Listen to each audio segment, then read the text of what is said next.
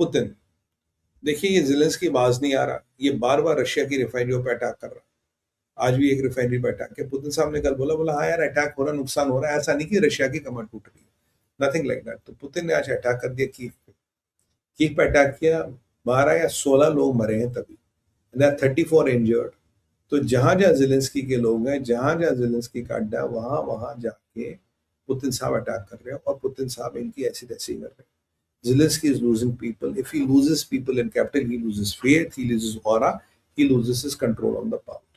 और यूरोप के देशों को भी पुतिन ने वार्निंग दी है, ज़ेलेंस्की के ज्यादा आगे पीछे मत घूमो, नहीं तो तुम्हारा काम तमाम हो सकता है।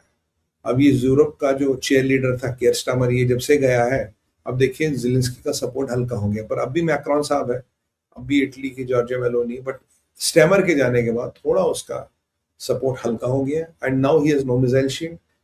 आपके टॉमहॉक्स के लिए, पेट्रियट्स के लिए, थार्ड के लिए ट्रम्प मना कर चुका, कह रहा मैं कुछ नहीं दे रहा, ऐसी तैसी करा आपने। हाँ, ज़ेलेंस्की के पास ड्रोन्स अच्छे हैं, विच आर स्टिल गुड, ये मानना पड़ेगा, बट वही Chinese technology, AI, you know how what it is.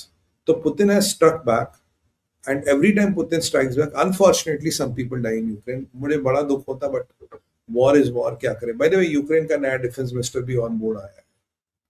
अब जरा चलते हैं आईमैक। आपने एक कहावत सुनी होगी, कहते हैं खरबूजे को देख के खरबूजा रंग बदलता है। कल परसों सोदियो ने एक स्टेटमेंट दिया, बोला भाई ये जो आईमैक है, ये जो मक्का अलायंस है, it is alliance for piece and stability. Trump ने बोला बहुत बढ़िया, तुम तो खुद ही अपना काम करोगे, जाओ मक्का वाले लड़ेंगे। हूथियों ने पूरा रिपोर्ट कार्ड निकाला, इतने शिफ्ट होके यहाँ ठोका, यहाँ ठोका, इतनी रिफाइनरी ठोकी, जबरदस्त, मतलब सराहनीय report card. Houthis being a small force, और सऊदी कुछ नहीं कर पा रहे। Billions and billions of dollars का इन्होंने हथियार खरीदा, ये पूछ नहीं फाड़ पा रहे हूथियों की, कुछ नहीं कर पा रहे। हूथियों ने इनकी तूती लिटरली बंद कर रखी। अब आज हालत देखिए, सऊदी अरबिया का एक जनरल कहता भाई आईमैक हमारे तुर्किया से बहुत अच्छे संबंध है, तुर्किया हमारा भाई है। जब गिलाबाफ इराक जाता है, जिस इराक से पूरे इस पे हमला होता है, शिया मलेशिया वहां रहता है, जायदी कहता है इराक तो भाई भाई, हमें फर्क क्या है, बहुत बढ़िया बात। ठीक उसी तरह से सऊदी अरबिया वाला जनरल कहता तुर्किया हमारा भाई है, बहुत बढ़िया बात है। तो बोला साहब फिर कुछ बात हुई आने वाले स्ट्रेट ऑफ हॉर्मोज की वगैरह, तो बोला सर वो मोदी जी ने आईमैक प्रपोज तो किया, आईमैक से चलाओ काम। You will not believe me what the comment is. Comment है कि भाई जो आईमैक है ये कोई वाइबल सोल्यूशन नहीं है, ये इजराइल और अमेरिका का पॉलिटिकल प्रोपेगेंडा है। This comes from a Saudi general. IMac is a goddamn political propaganda of Israel and Bharat, इसके अलावा कुछ नहीं। क्योंकि तैयब अर्दोगन कोशिश कर रहा था आईमैक को तुर्किया सीरिया से होते हुए निकाले, ताकि उस पे भी इनका स्ट्रैंगल होल्ड रहे। अभी it is going to Saudia, then it is going to Israel, और इजराइल था ये आगे निकल रहा है। तो इनका कहना था कि आप इजराइल को हटाओ, सीरिया और तुर्किया में से निकालो, फिर आगे जाओ। Ultimately you will not take anything to Syria and Turkiye, it is unsustainable. अब यहाँ Saudi Arabia was the pivot, क्योंकि सऊदियों ने आज तक कुछ नहीं बोला, पर जब ये मक्का अलायंस हो गया, सडनली सऊदीज आर सेइंग नहीं नहीं नहीं यार, ये फिर अब इजराइल से नहीं निकालेंगे, तो ऐसा करते हैं सीरिया और तुर्किया से निकालते हैं, क्योंकि अब तुर्किया मेरा भाई है, तुर्किया मेरा भाई है, तो आईमैक वहां से निकालो, forget Syria, forget everything else. मैंने कहा ना, खरबूजे को देख के खरबूजा रंग बदलता है। It is so disheartening to hear. जो मोदी जी ने ब्रिलियंट सोल्यूशन दिया कि यार ये इजराइल और इंडिया का what you call this political propaganda है, कैन यू बिलीव इट। ये हुआ है, और मुझे लगता नहीं लॉन्ग रन में सऊदियों के हमारे साथ बहुत अच्छे रिलेशन होने वाले, कॉर्डियल रिलेशन होगा, बहुत अच्छे नहीं होंगे। और कतर फिर शुरू हो गया कि हम फिर कुछ मीडिएशन करेंगे, वॉट एवर। तो I don't know what the hell is wrong, but I was really pissed off with this war कि जो आईमैक है that's a political propaganda of India and Israel.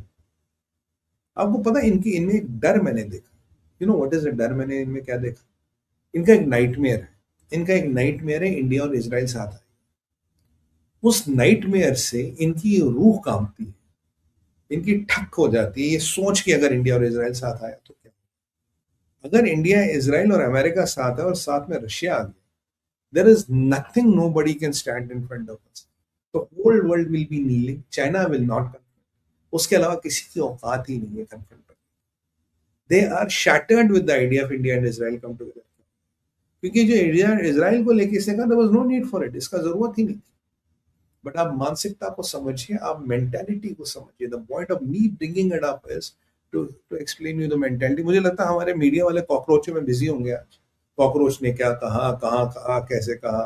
But these are the real things which bother India and India security. This is why India should be more wary about. मैं हमेशा कहता हूँ foreign policy should not be based on religion, never, not on this, but religion should be important consideration of foreign policy. देखिए ना, आज ये alliance हो गया, कह रहे आज जो सऊदी कल तक आपको कहता था एमैक एमैक, क्योंकि सऊदी आपको एमैक को सऊदी से निकालना पड़ेगा आगे, वो कह रहा है जी वो तो बेकार है, पॉलिटिकल प्रोपेगेंडा है जी, वो बेकार है। And he is a top decorated general of Saudi Arabia. अब बताइए क्या कर, अब ये हमारा अभी वहां चवन्नी चवन्नी कोई काम शुरू नहीं हुआ, ट्रंप बेचारों का रोज वास्ता पड़ता। You can imagine the kind of nightmares Trump has been going through, and now that is why he is exiting Middle East, and that is the right thing to go. But हमारे diaspora के मित्रों के लिए बहुत समस्या होने वाली है अगर ट्रंप वहां से भाग गया। तो भाई मिडल ईस्ट आपका बद से बदतर हालत में जा रहा है, चीजें वहां बद से बदतर हो रही है, हवाएं बदल रही है, भारत चीजों के लिए तैयार है।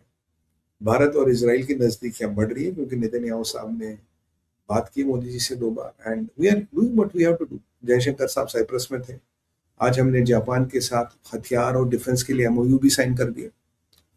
तो we are doing what we have to do to counter, क्योंकि अल्टीमेटली आपको चाइना को भी लेना पड़ेगा कहीं ना कहीं कंसिडरेशन में।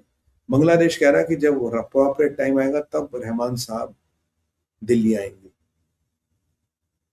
बरसात खत्म हो गया, चोटियों के पर अभी टूटे नहीं, पर ठीक है, खत्म हो, बस कुछ दिन और बचे हैं बरसात।